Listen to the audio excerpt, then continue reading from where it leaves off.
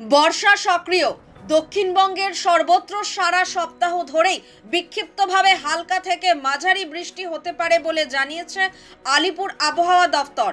তবে দক্ষিণ পশ্চিম মৌসুমী বায়ুর পাশাপাশি দক্ষিণবঙ্গের উপরে সক্রিয় হয়েছে অক্ষরেখা। নতুন করে একটি নিম্নচাপ অঞ্চল তৈরি হচ্ছে বঙ্গোপসাগরের উপরে, ফলে বৃষ্টির দাপট বেশি থাকবে। উত্তাল থাকবে সমুদ্রও।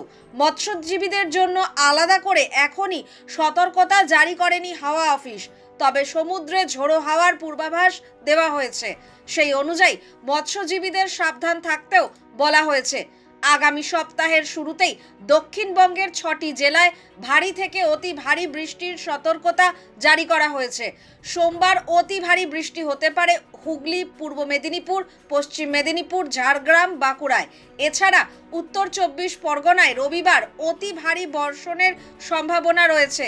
শনিবার সকাল থেকে কলকাতার বিস্তীর্ণ অংশে বৃষ্টি চলছে। আকাশ মূলত মেঘলা, তবে শনিবার আলাদা করে কলকাতার জন্য কোনো সতর্কতা নেই। রবিবার থেকে মঙ্গলবার পর্যন্ত শহরে বজ্রবিদ্যুৎ সহ বিক্ষিপ্ত বৃষ্টি চলবে, সঙ্গে বইতে পারে 30 থেকে 40 কিলোমিটার বেগে ঝোড়ো হাওয়া। সোমবার কলকাতা ও হাওড়ায় কোথাও কোথাও ভারী বৃষ্টির সম্ভাবনাও রয়েছে। দক্ষিণ 24 পরগনা, 2 মেদিনীপুর, ঝাড়গ্রাম, পুরুলিয়া এবং বর্ধমানে ভারী বৃষ্টি হতে পারে রবিবার থেকে মঙ্গলবার পর্যন্ত। মঙ্গলবারের পর আর কোনো জেলায় সতর্কতা জারি করা হয়নি। মনে করা হচ্ছে বৃষ্টির দাপট কিছুটা কমতে পারে মঙ্গলবারের পর থেকে।